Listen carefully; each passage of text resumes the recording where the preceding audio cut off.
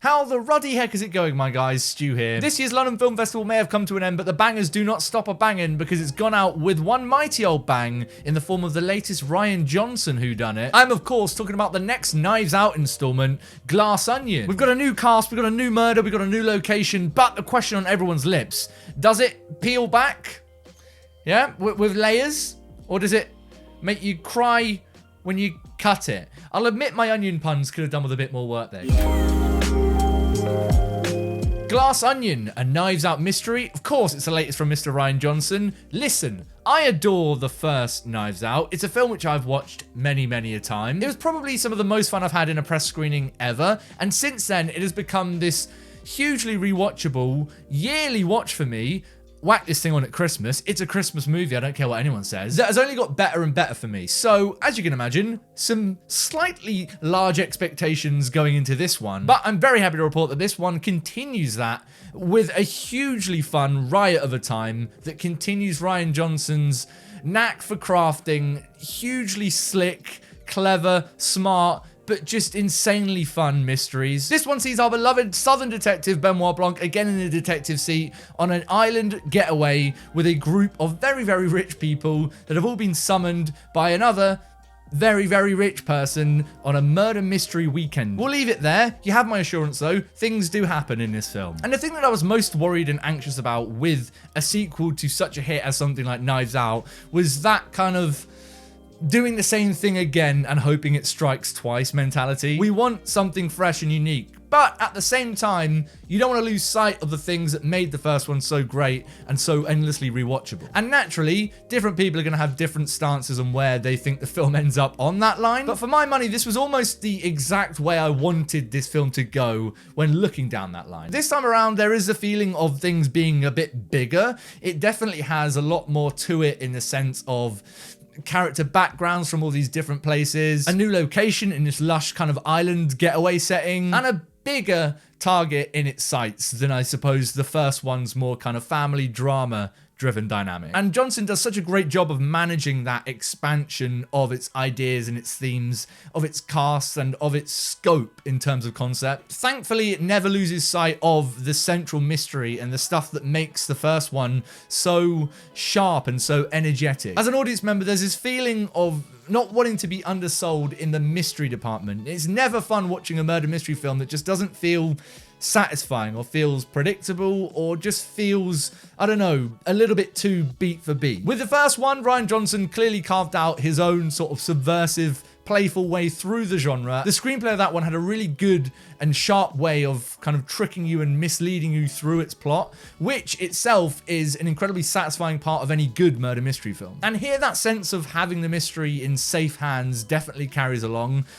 Just Rian Johnson has such a great way of misleading you through his plot. He takes you from A to B to C to D to B to C to A, all the while never losing a sense of kind of cohesion or of momentum. So all the while you never lose track of the beats you're supposed to be tracking onto, but it layers in its details really interestingly and satisfying in a way which means that, for me personally, I never really knew what was going to happen around the corner, which is the exact feeling you want in a murder mystery film. And again, here in Glass Onion, that amounts to a super fun time, which is helped as well by a huge cast that are all really, really game and that are all capturing really entertaining and fun and interesting characters. Jesus ever-living Christ, this film's cast is like a who's who of people I want to go and have a pint with. The returning cast member here is Daniel Craig as Benoit Blanc, and I'm sure I don't need to explain, but he is just so fun and comfortable in this character at this point. But elsewhere in the film, look, I can't go into everyone in detail. We'd be here for a long time, but we've got people like Janelle Monáe, Dave Bautista, Kate Hudson, Jessica Henwick, Ed Norton, Catherine Hahn, Leslie Odom Jr. I mean, they're all great in the film and they're all crushing it. And that's not even naming any of the cameos in the film, which I won't name because they're so much fun. And another one of my big worries coming over to this from the first Knives Out is that ensemble cast and how that cast might feel compared to the great ensemble cast that Rian Johnson was working with in the first one. Because in that one, part of what made it so great was exactly how much fun that cast was having together, and those characters just worked so well together like clockwork in that story. Honestly, here the ensemble is doing as good a job. They're all really, really good. And actually, I think the best thing I can say about it is that I quickly forgot about everything I loved so much about the cast in the first one. This was its own new cast doing its own new and fresh thing and just having fun with it. I particularly love Janelle Monáe in the film. I thought she was one of the biggest surprises for me and just how much I loved her character. But again, the way that Rian Johnson writes these characters has such a big part, as much as the performances, in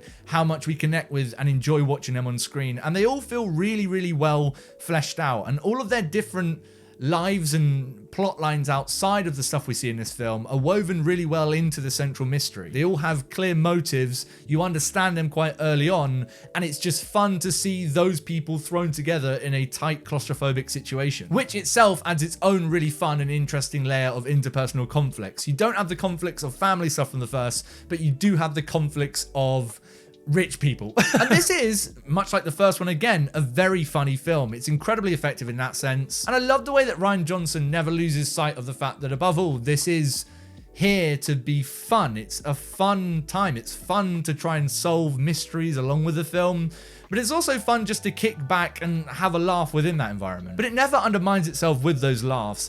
And this is exactly why I think Rian Johnson is so smart when it comes to these whodunits. It uses that sense of humor really interestingly in the way it sets up all of the big beats of the murder mystery genre. And I think that's part of the reason why it feels so effective in kind of misleading you or dropping information in your lap and then not quite telling you it's the right information until later on in the film. That's one of the things I found so satisfying about the first one, and one of the things which arguably feels more so here with the bigger scope of the story. The pieces of information that are given to you feel so satisfyingly woven into the film, and it makes sense. And I hate the feeling of getting to the end of a murder mystery and just feeling like either A, it's lazy, or B, that it kind of doesn't make sense. And sure, there are certain things in this film that you have to take a leap with and just kind of go with for the sake of watching a film on screen, but the central murder mystery here and everything that wraps itself into that feels believable, and that makes it all the more satisfying when things start to get connected, when dots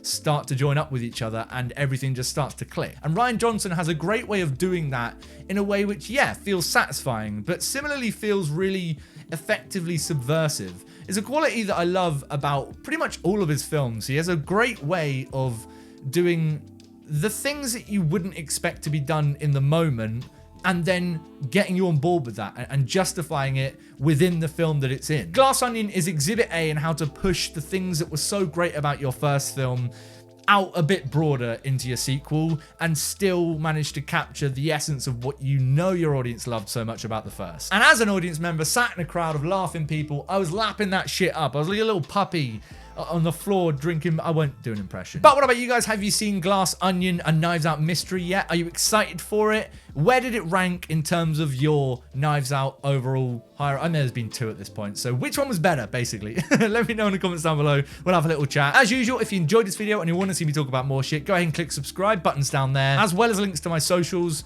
my Twitter, my letterbox, where you can catch my thoughts on films as I'm seeing them. So yeah, head down there and follow me wherever you want to follow me. I will see you guys very soon for some more thoughts on more films, but until next time, how do I like speed up time? I can't believe I've got like a month at least to wait to watch this one again. This ain't fair. Something's off here.